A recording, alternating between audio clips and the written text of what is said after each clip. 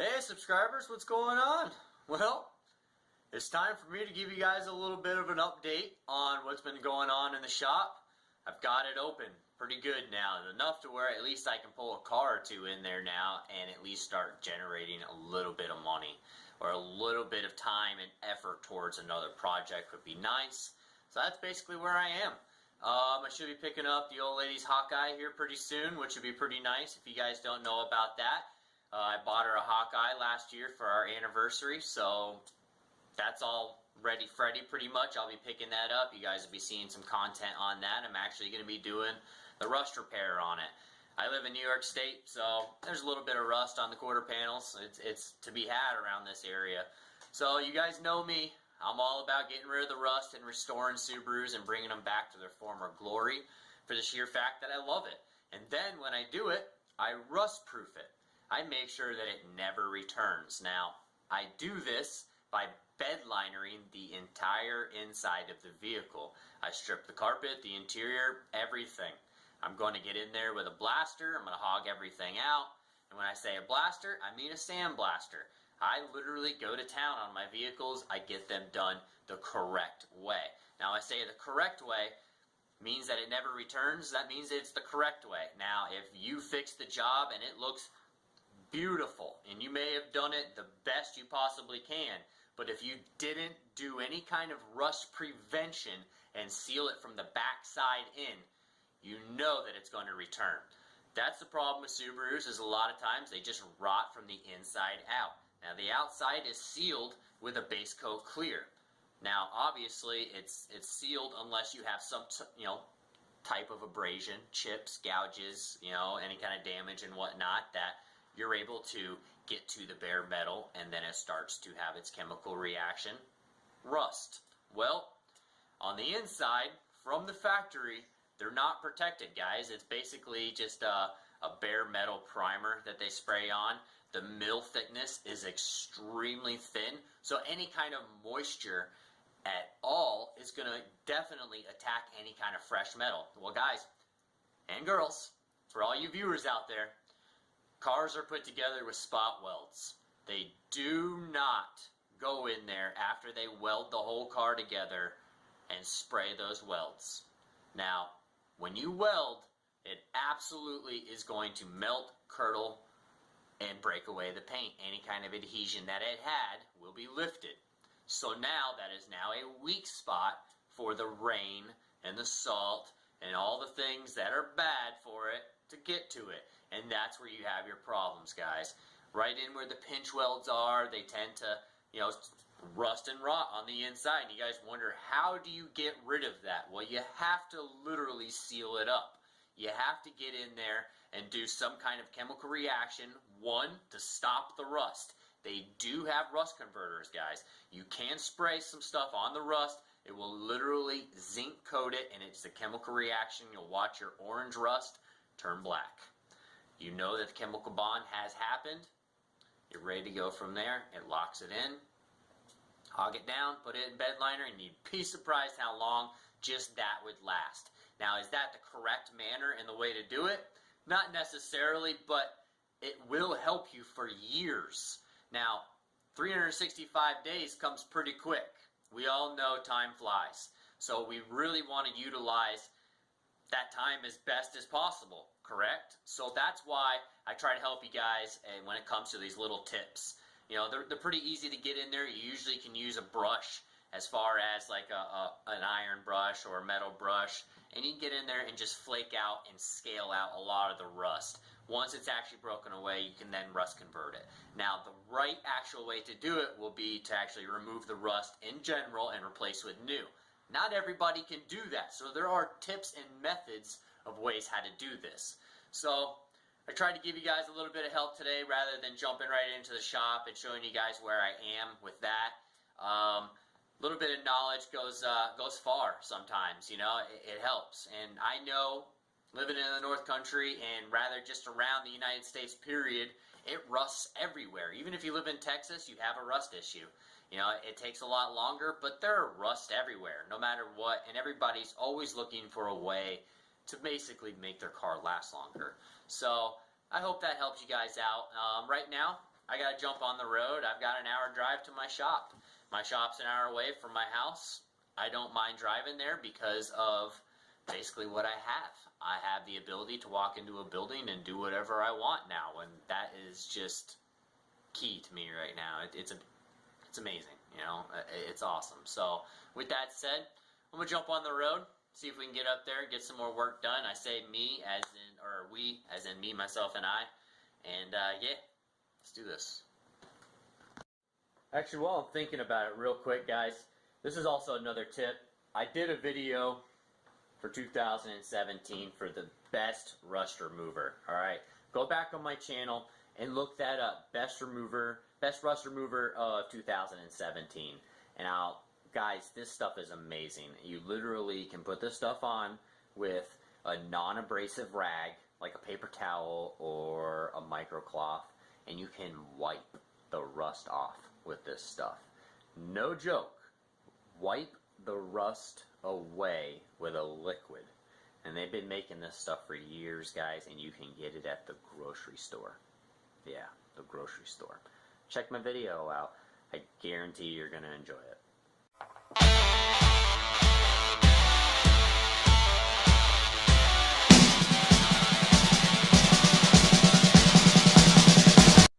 Alright, so I just got back to the shop right now, and first things first, what I'm going to do, I mean, you guys can see everything has changed quite a bit in here. It looks a lot nicer, but I need to attack that pegboard right there. You guys see how off that is, right? And I'm like super OCD. I'm a perfectionist is really what the word is for it, but yeah, that's got to get moved over this way. Get it even over that bench, and then I'll be happy. And then, yeah, then I'll show you what the shop looks like after I get that, because that's bothering me so much. I've got to do that right now, and then I'll pan around and show you guys what I've done. Alright, I got to talk over the heater, but you guys can see I took the screws out. Framing is all nailed up, so I'm going to go ahead and take that down.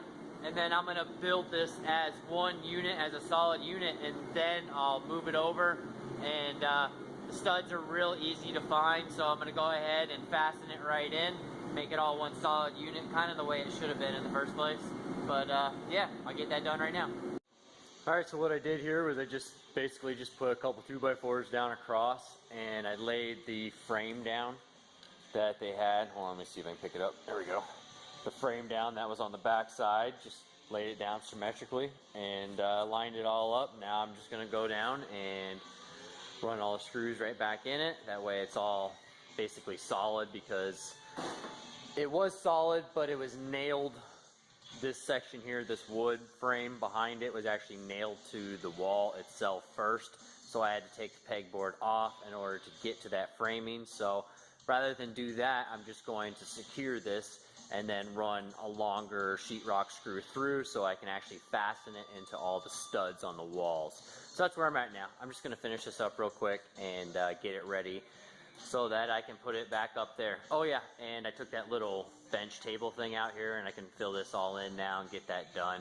I just want it, you know, as clean and as open as possible. With having that out now, I now have all this extra space that I can actually work here, you know. So I mean, if I got to throw a set of heads up here, I'm not having to work around this anymore. So yeah, sweet.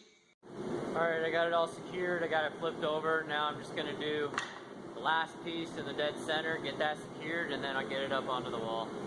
Alright, so I got it up here with some jack stands, basically just holding it right up. I've got it in the general idea of where the halfway point is. I've already measured both of these boards, and they're both the same length, so it's good. I'll be able to use this for a symmetry point.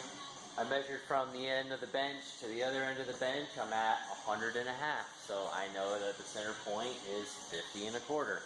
So I'm just going to go ahead and run a piece of tape right up. I know exactly where the halfway point is, and it doesn't bother me anymore. I'll know it is exactly centered because tape measure doesn't lie. Duh.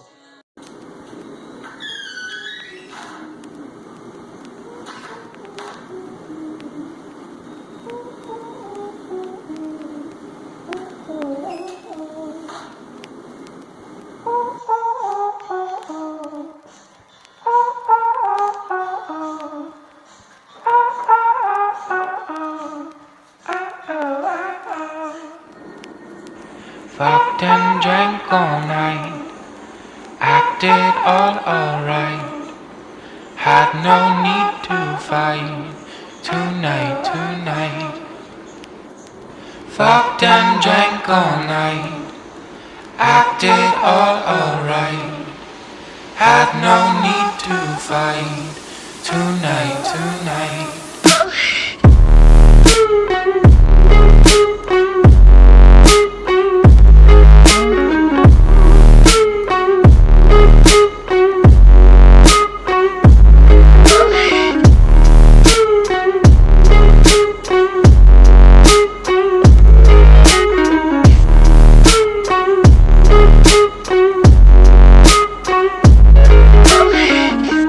Cast me far away, play these little games, acting all okay, today.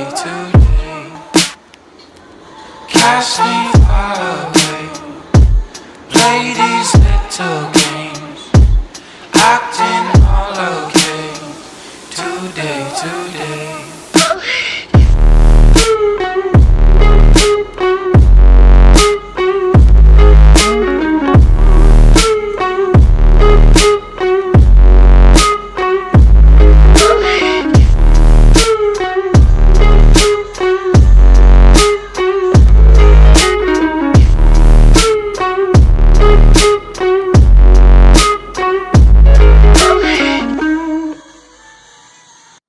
Alright, so I got my shelving all done.